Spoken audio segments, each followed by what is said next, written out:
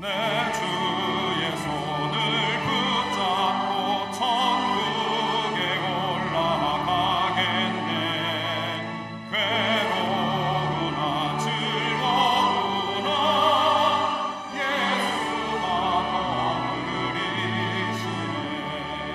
주나 항상 돌보시고 알지니 거느리시네. 주나 항상 돌보시고 알지니 거느리시네. 이 세상 이별할 때에 마귀의 권세 이기네. 천국에 가는 그 길로 예수가 거느리시네. 주나 항상 돌보시고 알지니 거느리시네. 주나 항상 돌보시고 알지니 거느리시네.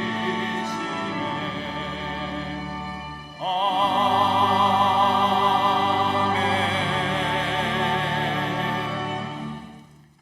크신 사랑으로 우리와 늘 함께 하시는 아버지 하나님, 그리스도 안에서 하나님의 평강으로 우리 마음과 생각을 지켜주셨다가 거룩한 주일 아침에 주께 나오게 하시니 감사합니다.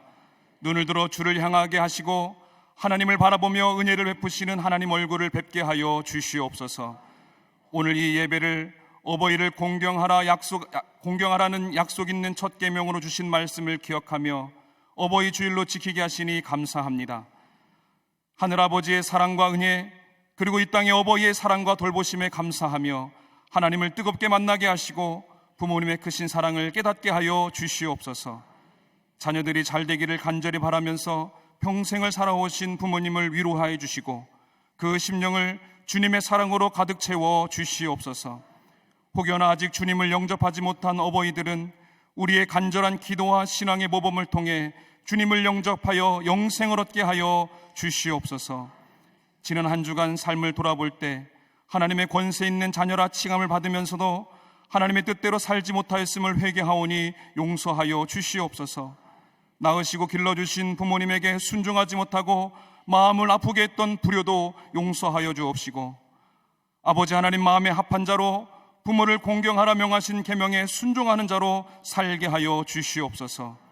여호와 샬롬의 하나님, 각종 자연재해로 인해 큰 아픔 가운데 있는 일본과 과테말라를 비롯한 지구촌 곳곳의 사람들에게, 그리고 내전과 전쟁으로 고통당하며 고향과 나라를 잃고 떠도는 이들에게 하늘의 평강, 샬롬의 평강이 가득하게 하여 주시옵소서. 동방의 예의지국, 이 나라를 강권적인 은혜와 축복의 역사로 붙들어 주시니 감사합니다.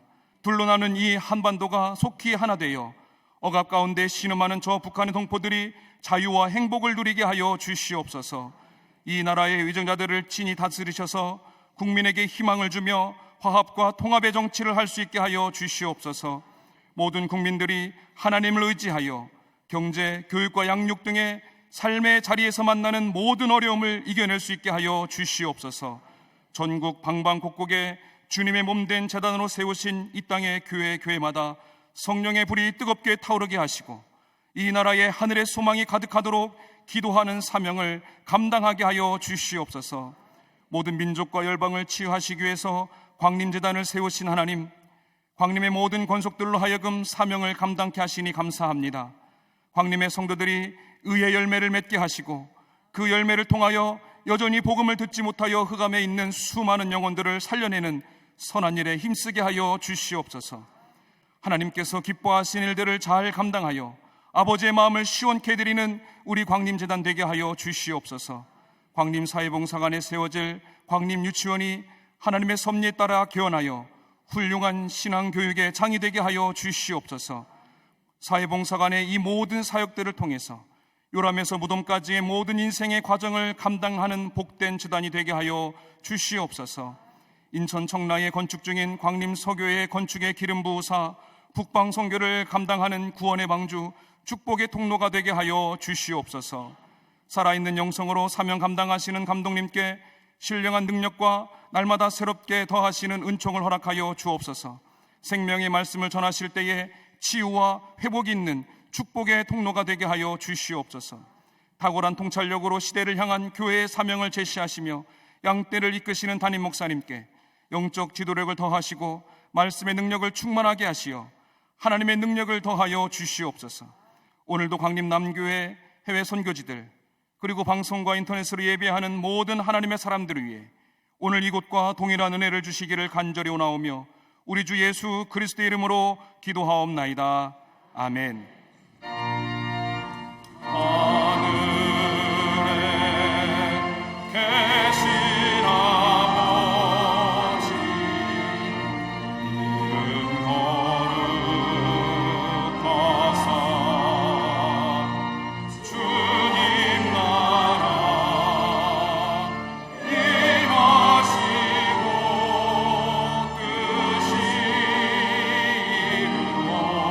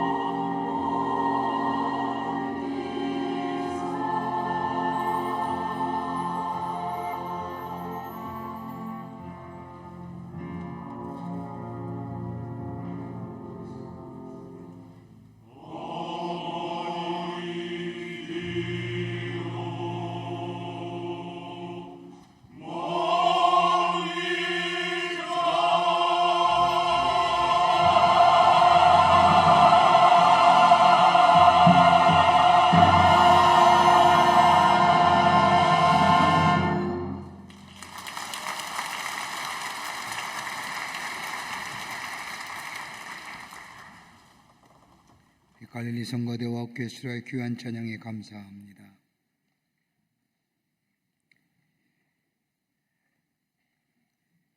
(130여 년) 전에 우리나라에 기독교가 들어오면서 복음을 전하는 데 있어서 가장 큰 어려움이 있다고 한다면 유교 사상과 효를 근본으로 하는 도덕윤리의 갈등이었다고 합니다. 믿음과 효의 갈등이었습니다.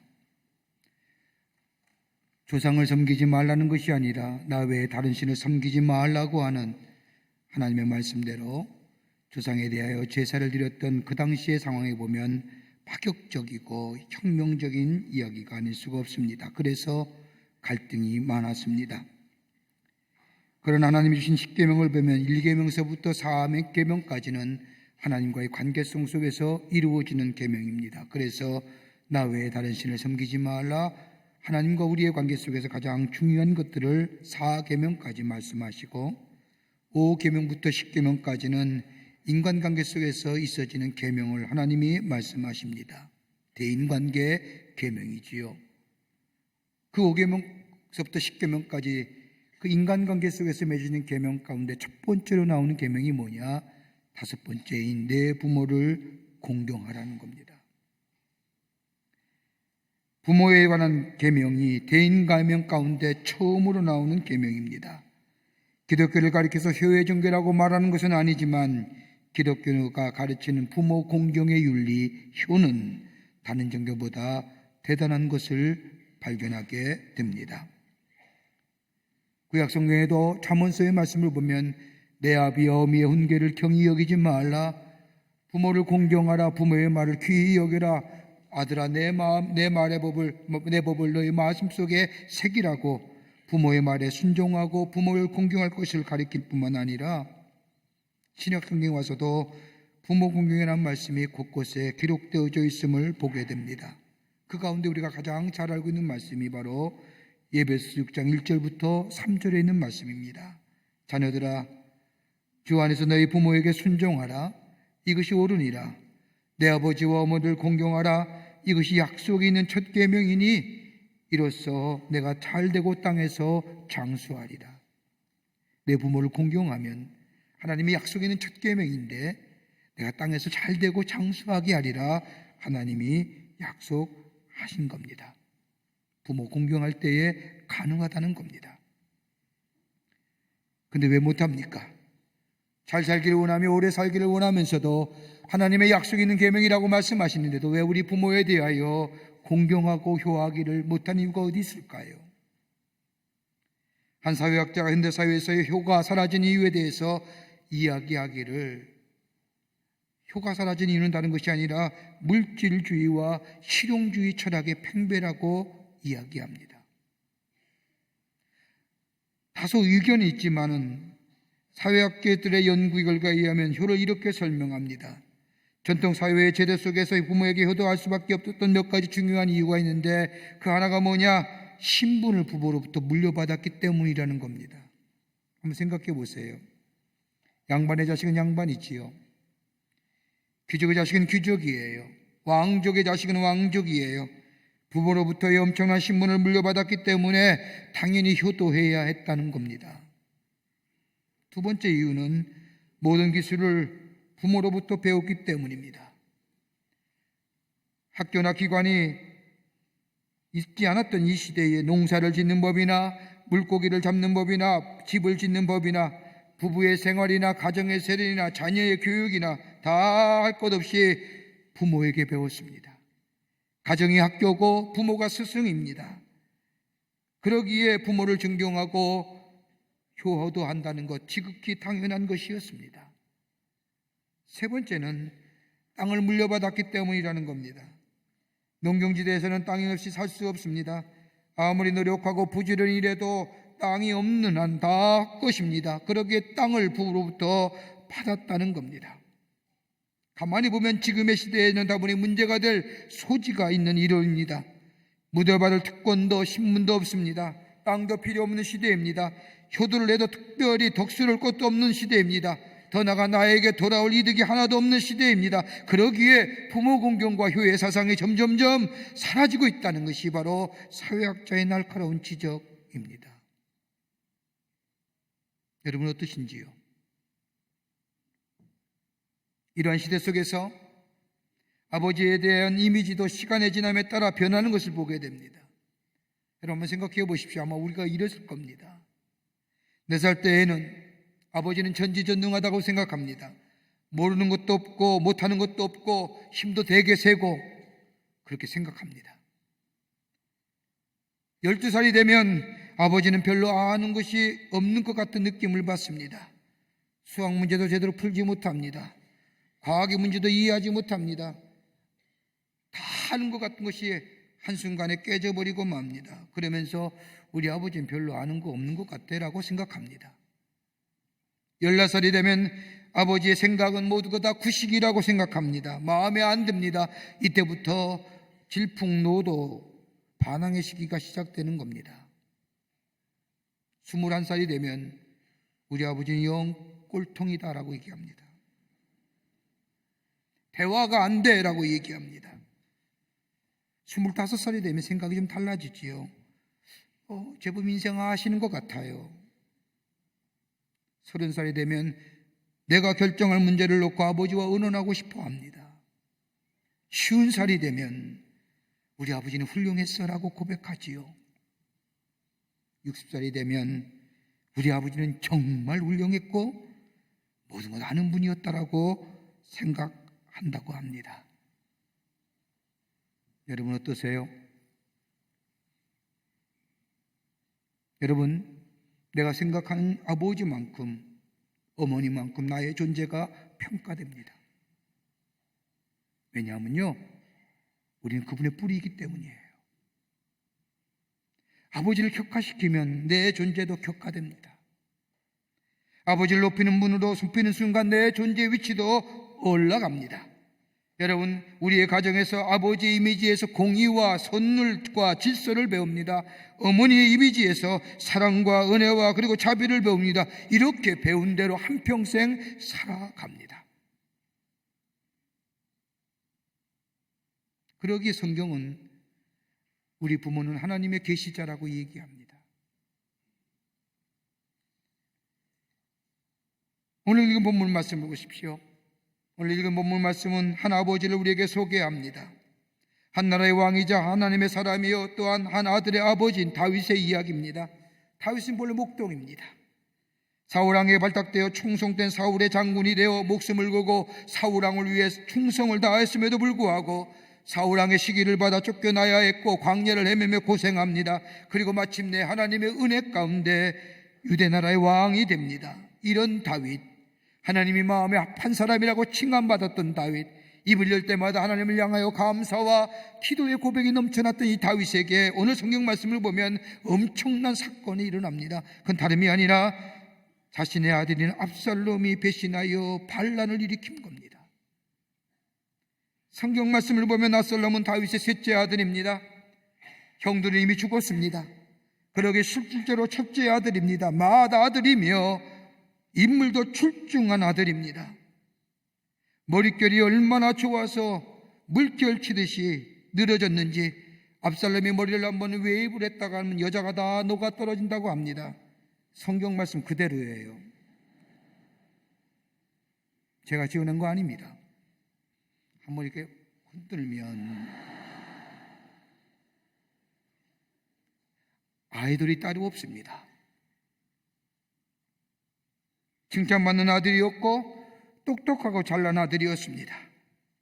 온 백성이 추앙하는 그런 아들이었습니다. 가만히 기다리면 왕이 될 터인데 사람의 꾀에 빠져서 아버지를 배반하고 반란을 일으킵니다. 이로 인하여 다윗은 밤에 야밤도주합니다. 맨발 바닥에 다윗성을 나와 감난산으로 도망칩니다. 그리고 정처 없이 방황합니다. 마침내 두 진영으로 나누어서 전쟁해야 합니다. 전쟁 중에도 다윗은 자신의 아들이 궁금하여 내 아들 압살롬은 평안하느냐, 내 아들 압살롬은 평안하느냐고 묻습니다. 용서할 수 없는 아들이지만은 다윗은 그 아들을 그렇게 보지 않습니다. 모든 사람이 다 원수로, 다 대적으로 보지만은 다윗은 아들을 그렇게 보지 아니하고 여전히 자신의 아들이라 생각합니다. 그러게 내 아들 압살롬이 평안하느냐? 라고 하는 이 질문에, 이 물음에 신하가 아들이 죽었습니다라고 이야기하며 그 자랑하던 머리채가 나무에 걸려서 매달려 있을 때에 요압 장군이 찔려서 죽었습니다, 통쾌하게 죽었습니다 라고 이야기하자 다윗은 그 이야기를 듣고 내 아들 압살롬아, 내 아들 압살롬아, 아들아, 아들아, 내가 너를 대신하여 죽었으면 내 아들 압살롬을 하고 통곡하며 울부짖습니다. 모든 사람이 다 못된 사람이고 반역무덕하고 폐륜하라고 욕해도 다윗은 그 아들을 사랑합니다. 사랑하되 끝까지 사랑합니다. 이게 어버이의 사랑입니다. 오늘 어버이 주일입니다. 부모 없이 이 땅에 태어나니 아무도 없습니다. 점점 부모 공경의 사상과 생각과 부모에 대한 사랑과 효와 은혜를 자꾸 잊어버린 이 시대에 오늘 성경 말씀은 부모의 사랑이 어떤 사랑인가를 한 인물을 통하여 우리에게 보여줍니다. 어버이의 사랑이 어떤 사랑인지 우리는 그 사랑을 보면서 하나님의 사랑을 깨달을 수가 있습니다. 본문의 말씀을 통해서 몇 가지를 함께 나누며 은혜 받기를 원합니다. 첫째는 어버이의 사랑은 절대적이라는 겁니다. 오늘 본문의 말씀을 보십시오. 반란을 일으켜 아버지의 왕자를 빼앗으려고 했던 압살롬, 여러분 얼마나 패역한 아들입니까? 가만히 있으면 저절로 왕위를 이을 터인 이 압살롬, 사람들의 게임에 빠져서 반란을 일으킵니다. 다윗을 내쫓습니다. 패역한 아들이지요. 죽어마땅한 아들입니다. 그럼에도 불구하고 다윗은 아들 압살롬이 죽었다고 하는 이야기를 전해 듣자 오늘 33절의 말씀을 보면 그 소식을 들은 후에 이렇게 외칩니다. 내 아들 압살롬아, 내 아들 압살롬아, 차라리 내가 너를 대신하여 죽었더라면 압살롬 내 아들아 하였더라. 여러분 짧은 이 한 절에 내 아들이란 용어가 5번 나와요. 모두 다 죽어마땅한 아들이라고 얘기하지만 다윗은 내 아들이라 이야기합니다. 무려 5번이나 아들 죽었다는 이야기에 내 아들아 목 놓아 웁니다. 여러분 이게 어버이의 사랑이에요. 아무리 잘못한 아들이라 할지라도, 다른 사람이 뭐라 할지라도, 다른 사람이 손가락질한 아들이라도 어버이는 자식의 사랑에 대해서는 절대적입니다. 여러분 마가복음 7장의 말씀을 보십시오. 한 이방 여인에게 딸이 있었습니다. 이 딸의 정신병에 걸렸습니다. 헛소리를 합니다. 몸이 병든 것이 아니라 정신이 병들었습니다. 이런 어버이에게 예수 앞에 나가면 딸의 병을 고친다는 이야기를 듣습니다. 그러기에 이 여인은 이방 여인이고 감히 사람들 앞에 나설 수 없는 자리지만 가감하게 예수를 향하여 나아갑니다. 예수께 나아가요. 예수께 내 딸의 병을 고쳐달라고 얘기합니다. 여러분 한번 생각해 보십시오. 이 세상은 대체로 똑똑하면 사랑받습니다. 멍청하면 사랑받지 못한다고 생각합니다. 성적이 좋아야 사랑받고 성적이 나쁘면 미움을 받는다고 생각합니다. 이런 생각 때문에 우리 청소년들이 성적이 나쁘면 미움받을 것이라고 두려워하여 스스로 목숨을 끊는 불행한 일들이 우리 가운데 있습니다. 유능하면 사람들에게 인정받고 무능하면 사람들에게 소외당한다고 생각합니다. 그런데 우리 부모는 아니지요. 우리의 부모는 똑똑하거나 무능하거나 성적이 뛰어나거나 성적이 떨어지거나 잘생겼거나 못생겼거나 상관없습니다. 집을 나간 자식을 더 사랑하는 것이 우리 어버이의 마음이고, 내가 능력이 없어서 어버이의 사랑에 벗어났다는 것이 아니라 우리 어버이의 사랑은 우리를 향하여 절대적인 사랑입니다. 다른 사람이 뭐라 해도 오히려 다른 사람보다 부족하면 더 큰 사랑이 그에게 임합니다. 다른 사람에게 좀 뒤떨어진다고 한다면 그 자식은 더더욱 귀한 자식으로 우리의 가운데 있습니다. 이게 어버이의 사랑입니다. 소아비 걸린 아이 하나가 있었습니다. 어머니는 그 아이를 데리고 매일 병원에 가 물리치료를 받게 했습니다. 가까운 친척이 그 집을 방문하자 이 어머니는 활짝 웃으면서 이렇게 얘기합니다. 우리 아이가 조금씩 커져요. 그러자 옆에 있던 친척 아주머니가 그 아이의 걷는 모습을 보고 싶어서 그 아이에게 야, 좀 한번 걸어보아라 얘기합니다. 아이가 의족을 의지하여 한 발자국 한 발자국 걸음을 내지다가 그만 털푸덕 주저앉습니다. 쓰러지고 마는 겁니다. 이 모습을 본 어머니는 그 자리에서 대성통곡합니다. 우리 어버이의 사랑은 안 된다고 할 때에, 소망이 없다고 할 때에 우리 자식에 대하여 더더욱 소망을 굳건히 하는 것이 우리 어버이의 사랑입니다. 사랑에 대하여 전혀 반응이 없는 자식이라 할지라도 끝까지 사랑의 줄을 놓지 않습니다. 자녀에 대한 사랑은 절대적입니다.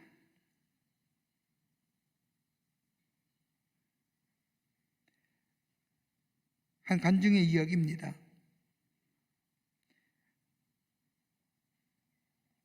어머니가 부엌에서 일하다가 실수로 하반신에 화상을 입었습니다. 심하게 입었습니다. 어머니는 꼼짝도 못한 채 누워있었고 조금만 움직여도 상처가 침대천에 닿아서 쓰리고 아팠습니다. 의사나 간호사의 말대로 제일 아픈 고통이 화상으로 인한 아픔이라고 합니다. 가죽이 다 벗겨지고 말초신경이 전부 드러나기 때문에 인간으로서 겪을 수 있는 가장 아픈 고통이 화상으로 인한 고통입니다. 얼마나 괴로워하는지 아들은 어머니의 괴로움을 보며 가슴 아파합니다. 그리고 아들은 어머니의 귀에 대고 이렇게 얘기합니다. 엄마, 얼마나 아프세요? 어머니가 대답합니다. 1000번 죽고 1000번 사는 것 같구나. 이 세상에 이다지 심한 아픔이 있다는 걸 몰랐다. 이런 어머니의 말을 들은 이 아들은 가슴이 무너집니다. 안타까움에 괴로워합니다. 그러던 어느 날 어머니가 아들을 부릅니다. 그리고 귀를 좀 대라고 얘기합니다. 그리고 아들의 손을 꽉 잡습니다. 그리고 얘기하기를, 얘야, 나는 너희를 위하여 기도드리고 있단다. 너희들의 아픔을 모두 내게 주십사고 너희의 고통을 내가 다 걸머지고 그리고 갔으면 좋겠다. 그래서 너희들이 이 세상을 사는 동안 이런 아픔과 고통이 없었으면 좋겠구나. 이렇게 말씀하는 겁니다. 그리고 며칠 후 어머니가 세상을 떠났습니다. 아들은 잠자리에 편히 누울 때마다 이 어머니의 기도를 생각합니다. 내가 다 고통을 짊어지고 가고 싶구나. 압살롬을 향한 다윗의 사랑 보십시오. 절대적 사랑입니다. 다른 사람은 무엇이라 얘기하고 잘못됐다 얘기하고 배려나라 많은 사람에게 손가락질하는 아들이지만 다윗에게는 그 아들은 하나밖에 없는 아들입니다. 그러기에 아들 죽었다 할 때에 내 아들아, 내 아들아. 여러분, 하나님의 사랑은 어떤 사랑입니까? 나를 향한 절대적 사랑 아닙니까? 다른 사람은 뭐라 한다 할지라도 나를 향한 사랑은 나를 위해서 당신의 아들 땅에 보내주셨고 그 사랑 때문에 내가 구원함을 얻었고 내가 하나님의 자녀로 세움받았고 영생의 삶을 가지고 살아간 이 절대적 사랑이 있기에 나는 하나님의 백성이요 하나님의 자녀인 것처럼 우리 어버이의 절대적 사랑이 내가 오늘 있기에 오늘 내가 이 자리에 있으며 내가 이 땅을 밟으며 살아가는 줄 믿습니다. 그러기에 부모를 잊지 말라는 거예요. 두 번째는 어버이의 사랑은 책임지는 사랑입니다. 우리 어버이는 어떤 자식을 위한 일이라면 어떤 굴욕도 능히 참아냅니다. 여러분, 우리가 읽진 않았지만 사무엘하 15장의 말씀을 보면 다윗이 압살롬의 반역을 피하여 감난산으로 도망갑니다. 싸울 수 있음에도 불구하고 성을 버려두고 왕자를 버려두고 피난의 길을 택합니다. 그러면서 생각해요. 모든 일이 하나님께로 말미암았다고 생각해요. 신앙적으로 받아들인다는 거예요. 그도 그럴 것이 일찍이 다윗은 밧세바라는 여자를 취하여 밧세바의 남편 우리아를 죽인 일이 있습니다. 추하의 총성된 장군을 죽이면서까지 우리아의 아내 밧세바를 빼앗았습니다. 이 사건을 두고 나단 선지자가 다윗에게 찾아와 책망하면서 이제 너희 집에 칼이 떠나지 아니하리라 말합니다. 다윗은 이 말을 가슴 깊이 새겨 듣습니다. 그리고 세월이 흘렀습니다. 형제들 간에 다투면서 죽은 일이 있었습니다. 그럴 때에 다윗은 생각합니다. 너희 집에 칼이 떠나지 아니하리라. 이것조차 하나님의 심판이라 생각합니다. 자신의 아들이 자신의 침상을 더럽힐 때도 다윗은 생각합니다. 이것 또한 하나님께로 말미암았다고 생각합니다. 더 나아가 오늘 압살롬의 반란을 피하여 압살롬의 반역을 일으켜 그 반란을 피하여 피난의 길을 나설 때에도 다윗은 생각합니다. 이것조차 하나님이 하신 일이라. 그러게 묵묵히 피난의 길을 떠나는데 시므이란 사람이 다윗의 피난가는 모습을 보고 혀를 차며 얘기합니다. 너의 책관하고 넌 그렇게 하는 것이 당연하다고 얘기합니다. 그러자 옆에 있는 장군이 다윗 왕이여 저 시므이의 목을 칠까요? 라고 얘기합니다. 그때에 다윗이 얘기합니다. 그러지 말라. 하나님 앞에서 받는 채찍이요 심판이니까 나무라지 말라 하시면서 자 일어나 도망가자라고 하며 광야의 피난길을 떠납니다.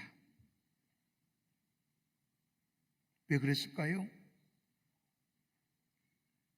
시므이의 목을 치라는 친자관은 장군을 야 그만둬라. 야 우리 일어나 도망가자. 왜 그랬을까요?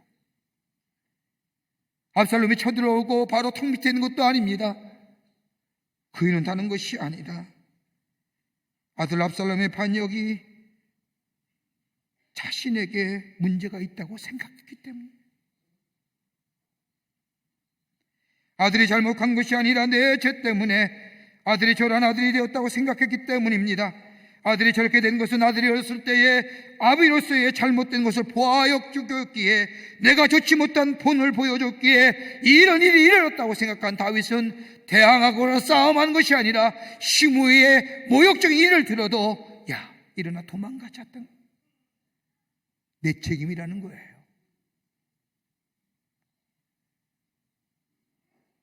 어떤 가정의 부모의 속을 어지간히 쓰기는 아들이 있었습니다. 말썽도 많이 부르고 공부도 안 하고 걸핏하면 가출을 합니다. 그의 어머니는 속이 상합니다. 어느 날 또 아들이 집을 나갔습니다. 어머니는 괴로워하며 발을 동동 구르는데 그의 아버지는 태연합니다. 아무런 말이 없습니다. 무슨 말이라도 하면 좋을 터인데 아무런 말하지 않는 이 남편의 행동을 보면서 이 부인은 더 속상해합니다. 화가 난 부인이 남편에게 얘기합니다. 여보, 책임은 나 혼자 지는 거요? 어째 당신은 말이 없어? 이러한 부인의 말에 남편 여전히 대답하지 않습니다. 아이가 집을 또 나갔단 말이오라고 얘기해. 그래 그랬구만. 아들이 돌아오자 아들이 돌아왔어요 라고 얘기하면 그랬어? 이게 답니다. 왜요? 아버지는 그때마다 생각하는 거예요. 그 옛날 자신이 아버지의 속을 어지간히 섞였거든요.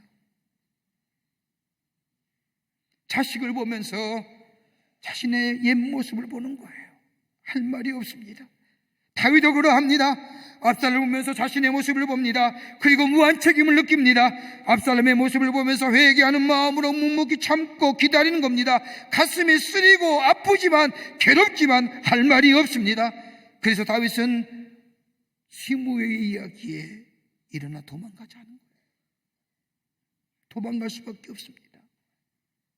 저 아들이 죽으면, 저 아들을 죽으면 아들 죽인 아버지가 되고, 그냥 앉아있다가 아들로부터 죽임을 당하면 아버지가 죽인 아들이 되기 때문인 겁니다.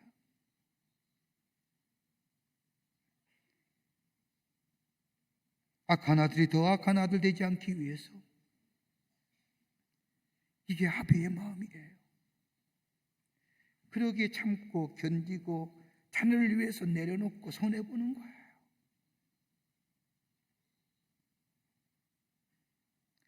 사회학자들의 설명에 의하면 사람의 인격이 형성되는데 필요한 것이 세 가지가 있다고 합니다. 하나는 신앙이에요. 신앙 잘 믿어야 돼요. 종교 잘 선택해야 돼요. 두 번째가 있다면 정의감이에요. 세 번째가 있다면 인내심이에요. 신앙과 정의감과 인내심 학교에서 배우는 거 아니에요. 어디서 배우냐? 우리 부모의 유산이라는 거예요. 부모가 어떤 신앙을 가지고 사느냐, 정의감이 있느냐, 인내심이 있느냐, 여러분 이것에 의하여 우리의 자녀들의 인격이 형성된다는 겁니다. 우리네 부모, 자식들의 잘못이 내 잘못이라고 생각하는 겁니다. 그러기에 참습니다. 인내합니다. 내려놓습니다. 기다립니다. 이 어버이의 사랑이 우리 향한 하나님의 사랑입니다. 우리 하나님은 기다립니다. 참으십니다. 인내하십니다. 실망하거나 낙심하지 않습니다. 돌아오기만 기다리는 십니다. 그리고 저들의 아픔이, 저들의 잘못이, 저들의 죄악이 다 내 책임이라 생각하며 당신의 아들 예수를 보내주십니다.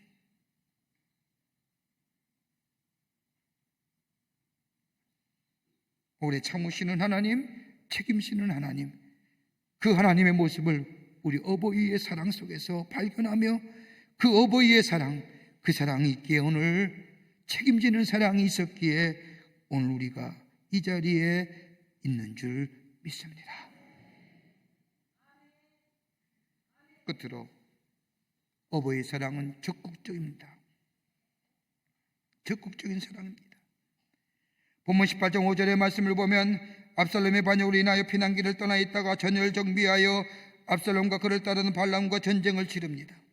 전란 속에서 본문의 말씀을 보면 나를 위하여 서는 압살롬을 너그러이 대접하라고 명령합니다. 아버지의 왕위를 찬탈하려고 모반을 꾸몄던 압살롬, 잘못된 자식입니다. 이런 자식의 다윗은 나를 위하여 내 아들을 너그럽게 대하라고 명합니다. 그런데 이 본문의 말씀을 보면 이 아들이 죽습니다. 성경 말씀을 보면 아마스라고 하는 사람이 압살롬이 다윗이 듣고 싶어한 소식을 가지도 않는 채 전쟁에 이겼다는 소식만 가지고 다윗을 찾아와서 이야기합니다. 전쟁에서 이겼습니다. 그래서 다윗이 묻습니다. 내 아들 압살롬은 어떻게 됐느냐? 아마스는 아들의 압살롬에 대한 얘기를 듣지 못했기에 아무 말도 못하자 물러가라. 구스 사람이 왔습니다. 구스 사람이 오자 다윗은 묻습니다. 내 아들 압살롬이 어떻게 되었느냐고 묻자 이 구스가 얘기하기를 아들 압살롬이 죽었습니다. 그러자 오늘 다윗은 그 얘기를 듣는 순간 압살롬아, 내 아들 압살롬아, 내가 너를 대신하여 죽었느야 되는데 내 아들아, 내 아들 압살롬아라고 울부짖습니다. 왜요? 사랑하는 아들이 죽었기에요? 그보다 더 깊은 뜻이 있지요. 다윗은 돌아오기를 기다렸습니다. 압살롬이 회개하고 돌아오기를 기다렸습니다. 돌아오지 않고 죽자 참된 사람 되기를 바랐던 다윗의 마음, 아들이 죽자 내 아들아, 내 아들아, 내 아들아, 내 아들아라고 외친 거예요. 회개하고 돌아오기만 기다린 적극적인 사랑입니다. 여러분, 이게 어버이의 사랑입니다. 울려온 하나님의 사랑이 무엇입니까? 돌아오기만 하시며 기다리시는 하나님, 돌아오기만 하면 책망하지 아니하시고 기뻐하며 목을 끼얹고 입을 맞추며 잔치를 벌여주시며 한 마리의 일인장이 돌아왔다고 기뻐했던 그 모습, 적극적인 사랑, 그 사랑이 바로 하나님의 사랑이고 오늘 바로 어버이의 사랑인 거예요. 여러분, 누가복음 15장의 말씀을 보십시오. 누가복음 15장의 말씀을 보면 탕자의 비유가 나옵니다. 잃어버린 아들을 비유를 통하여 하나님이 어떠한 분인가를 가르쳐 줍니다. 둘째 아들이 아버지에게 재산을 달라고 합니다. 유산 내목을 달라고 얘기합니다. 흔히 유산이라는 것은 죽은 다음에 주는 건데 이 아들은 아버지에게 내목 유산을 달라가지고 그 유산을 가지고 집을 나갑니다. 아버지는 다 알지요. 그 돈이 어떻게 쓰일 것인지. 자식을 너무나도 잘 압니다. 꿰뚫어 압니다. 사업할 만한 나이도 아닙니다.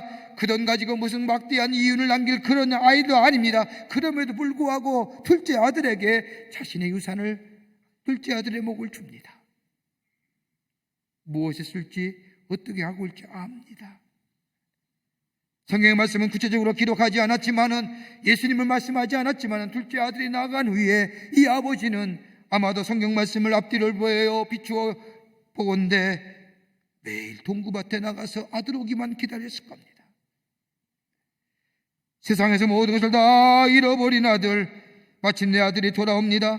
성경 누가복음 15장 20절의 말씀을 보면 아직도 상고가 먼데 아버지는 저를 보고 측은히 여겨 달려가 목을 안고 입을 맞추니, 여러분 이 말씀만 봐도 분명히 아버지가 어떤 마음으로 둘째 아들을 기다렸는가 압니다. 매일 동구밭에서 이제나 저제나 올까 기다리시는 아버지. 어느 날인가 동구밭에서 기다리는데 거리가 먼데 가만히 보니까 내 아들 같습니다. 직감했습니다. 상고가 몸에도 불구하고 이 아버지는 맨발로 달려가 아들을 확인하고 측은히 여기어 목을 안고 입을 맞추어 그 다음에 말씀을 보면 큰 잔치를 벌입니다. 이게 아버지의 마음이라는 거예요. 돌아오기만 기다리시는. 그러게 다윗이 내 아들 압살롬아 압살롬이라고 부르짖는 것은 아들의 죽은 것도 있지만은 돌아올 수 있음에도 불구하고 돌아오지 않음에 대한 아들에 대한 울부짖입니다. 하나님의 사랑이 그러하지 않습니까? 돌아오기만을 기다리시는 하나님, 돌아왔을 때 얼마나 기뻐하시는지. 그러나 돌아오지 않고 세상을 향해 가다가 죽은 인생을 향하여 마치 다윗이 압살롬을 향하여 내 아들아 내 아들아 라고 부르짖었던 것처럼 우리 하나님도 돌아오기를 기다리며 돌아오지 않는 자를 향하여 내 아들아 내 아들아 우시는 우리 하나님의 모습. 그 사랑이 하나님의 사랑이고 그 사랑이 계시된 것이 바로 어버이의 사랑입니다. 캐시라고 하는 여자가 대학을 마치고 사랑하는 여인과 함께 아름다운 결혼생을 꿈꾸고 있었는데 그만 사랑하는 사람에게 버림을 받습니다. 그 시련의 아픔 속에 제멋대로 돌아다니다가 집을 나가버립니다. 어머니가 말려도 제 마음대로 나가서 마음대로 살다가 몸을 파는 여인으로 전락합니다. 알코올 중독자가 되었습니다. 마약에 손을 댑니다. 어느 날인가 가만히 자기의 모습을 보니 이제 쓸모없는 사람이 되어버리고 만 겁니다. 아주 버려진 인간이 되어버렸습니다. 자기가 자신을 생각해도 용서할 수가 없습니다. 그래서 이 캐시는 죽으려고 연못에 투신하려고 하는데 연못물에 희미하게 어머니의 얼굴이 비치는 겁니다. 10년 동안 집을 떠나 있었는데 그동안 어머니가 얼마나 늙으셨을까? 내가 한번 가서 보고 죽으리라 생각하며 어머니를 뵈러 고향집으로 내려갑니다. 차마 자신의 모습을 낮에 보일 수가 없어서 밤이 되기를 기다리며 어두운 쯤이 때에 몰래 멀리서 어머니의 얼굴을 보려고 집으로 찾아 들어갑니다. 그런데 이상하게도 집에는 환한 불빛이 켜져 있는 겁니다. 캐시는 생각합니다. 오늘 무슨 모임이 있나? 왜 사람들이 많이 모였나? 조심스럽게 생각하고 문을 미는데 대문이 잠기지가 않는 겁니다. 오늘 무슨 일 있나? 하고 생각하면서 조금 더 세게 밀었더니 문이 삑 소리내며 열어집니다. 그러자 집안에서 쿵쾅쿵쾅 소리가 나더니 캐시냐? 라고 소리치며 뛰어나온 어머니의 모습을 봅니다. 맨발입니다. 뛰어난 어머니는 이 캐시를 와락 꺼놨습니다. 그리고 한없이 웁니다. 서로가 울었습니다. 얼마가 지난 후에 캐시가 어머니한테 묻습니다. 엄마, 제가 10년 동안 전혀 소식을 전하지 않았는데 어떻게 제가 올 줄 알았습니까? 라고 이야기하며 왜 불을 끄지 않고 문을 잠그지 않은 겁니까? 라고 묻자 어머니가 말합니다. 딸아, 내가 집을 나간 후에 10년 동안 하루도 불을 끈 적이 없단다. 문을 잠근 적도 없었어. 난 네가 돌아올 줄 알았지. 돌아올 줄 알았지. 이 얘기를 듣는 순간 캐시의 마음은 눈동이처럼 녹습니다. 그리고 어머니의 가슴 안에서 새로운 사람 되기로 결심하지요. 이 여보의 사랑입니다. 기다리시는, 돌아오기만 하면 잘되고 참되고 하나님이 아니라 내 삶의 길에서 돌이켜 하나님의 길로 하나님의 사랑의 길로 걸어가기를 우리 하나님 지금도 기다리고 계시는 그 하나님의 사랑, 우리 어버이의 사랑에서 보여주십니다. 그러기에 하나님의 사랑은 어디서 나타나느냐? 어버이의 사랑에서 나타난다. 그래서 부모가 하나님의 계시자라는 이유가 여기 있는 거예요. 어버이의 사랑이 바로 하나님의 사랑을 우리에게 계시하고 계십니다. 어버이의 사랑은 하나님의 사랑이고 위대한 사랑이에요. 하나님의 사랑 또한 위대한 사랑입니다. 그 어버이의 사랑을 기억하며 그 어버이의 말씀에 순종하며 사는 삶, 하나님 우리에게 약속하시지요. 자녀들아, 주 안에서 너희 부모에게 순종하라. 이것이 옳으니라. 내 아버지와 어머니를 공경하라. 이것이 약속 있는 첫 계명이니 이로써 내가 잘되고 땅에서 장수하리라. 어버이의 사랑에 감사하며 그 사랑을 느끼며 그 사람에 감격하며 하나님의 사랑을 다시 한번 체험하며 하나님께 나아가 하나님의 약속의 성취를 누리며 사는 복된 여러분과 저와 되시기를 주의 이름으로 축원합니다. 하나님 감사합니다. 저희들 사랑해 주시고 하나님의 자녀 삼으심에 감사합니다. 우리 어버이가 있기에 오늘 우리가 있습니다. 그 어버이의 사랑이 있기에 오늘 내가 있습니다. 더 나아가 하나님의 사랑이 있기에 내가 하나님의 자녀요 하나님의 영원한 약속의 성취자가 되었습니다. 어버이의 사랑을 기억하며 어버이에게 공경할 수 있는 저희들 되게 하여 주시고 하나님 사랑 떠나지 아니하고 하나님 사랑 안에 거하는, 그래서 하나님의 축복을 누리며 사는 저희들 되게 하여 주시옵소서. 성령이 도우실 줄 믿사옵고 예수님의 이름으로 기도하옵나이다. 아멘.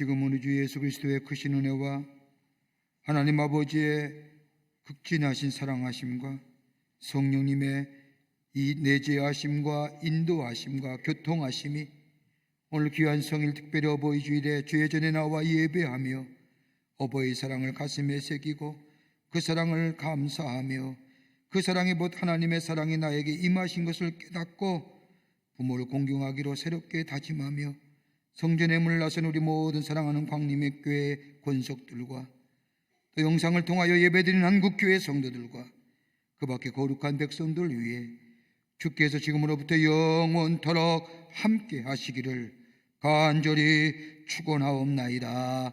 아멘.